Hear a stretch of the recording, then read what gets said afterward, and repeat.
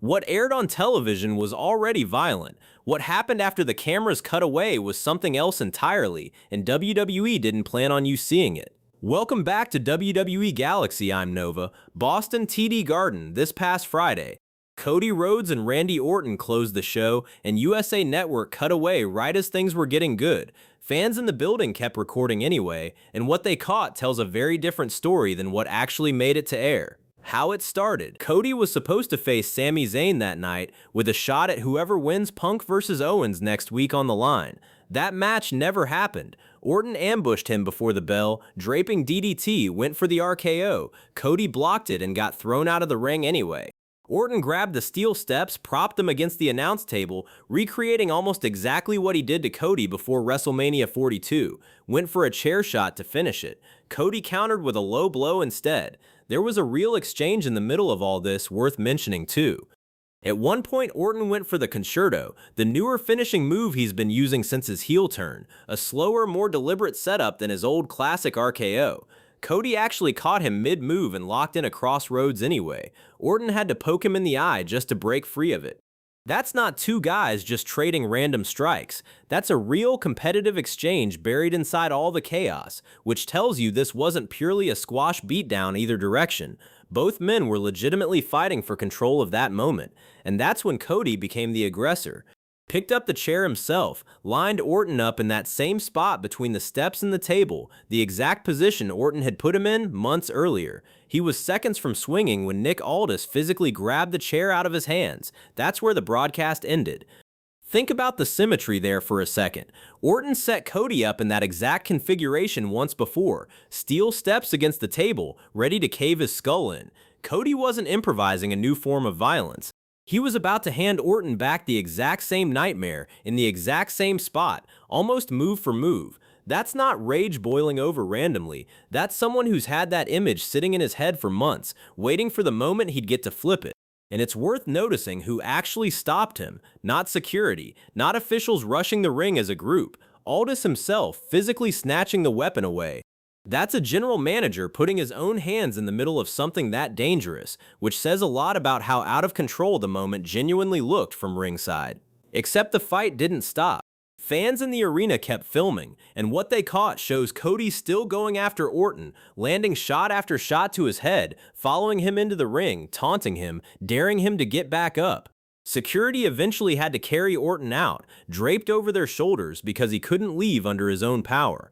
That's not the version of this feud that made it to television. That's the version a phone camera happened to catch, and fans noticed the gap immediately.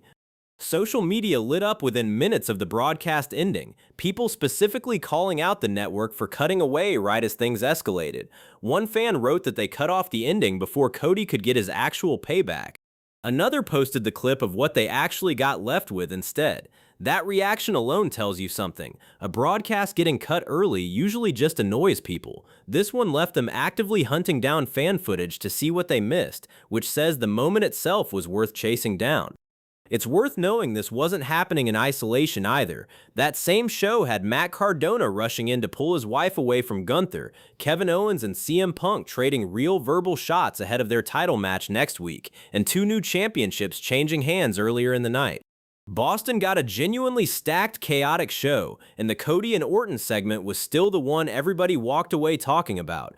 When a single moment cuts through a night that busy, that's usually a sign it landed exactly the way it was supposed to. If you're following this rivalry closely, tapping like and subscribing genuinely helps me keep tracking it. Let's get into what this actually confirms about where Cody's headed. This isn't a one-night reaction. Remember what Cody said the last time these two stood across from each other, that he doesn't have to turn the other cheek anymore now that he's not carrying the title.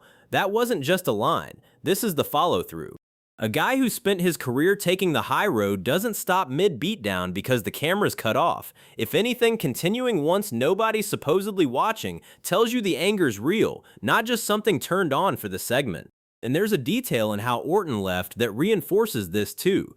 Getting carried out by security, unable to walk on his own, isn't the visual WWE typically wants attached to a beloved veteran unless they're deliberately building towards something bigger. Randy Orton doesn't get presented as helpless very often. When it happens, it's usually because the story needs the audience to understand exactly how far the other guy was willing to go. There's also a practical wrinkle worth pointing out. Zayn never actually got his match, which means that entire number one contender situation is still completely unresolved heading into the Punk vs. Owens title match next week. Does Aldis reschedule it? Does Cody get inserted into that picture directly now instead, given how personal this has clearly become? Orton hijacking that match didn't just delay a storyline beat, it left a real structural question hanging over the title picture right as it's supposed to be narrowing down. Why this probably needs a bigger stage now. And honestly, after watching how far both men were willing to take this without any actual stipulation attached, I don't think a normal match solves it anymore. This has the shape of a rivalry that needs a real structure around it. Something like Hell in a Cell or an unsanctioned brawl, a setting built specifically to contain two guys who've already shown they won't stop when officials tell them to. A regular one-on-one match on a random episode almost feels too small for where this has already gone. Where this theory goes and where I'm speculating. Now here's where I want to be upfront about what's confirmed and what's just my read on it. What happened is confirmed. Why WWE let it happen this way, that's me guessing. My take is this isn't really about Orton anymore. Orton was the guy standing in front of him when Cody decided he was done being the company's smiling centerpiece. Whether that turns into something bigger, a real shift in how Cody's positioned going forward, isn't something anyone's reported. It's just the read that makes the most sense to me watching how far he let this go, and how deliberately he recreated that exact steel steps image Orton used against him first. So did Cody cross a real line here, or was this exactly what Orton had coming after everything he's done to him this year? Tell me your take in the comments. Like the video if this one hit as hard for you as it did for me. Subscribe if you're new, and I'll keep tracking this one closely. I'm Nova, WWE Galaxy. See you in the next one.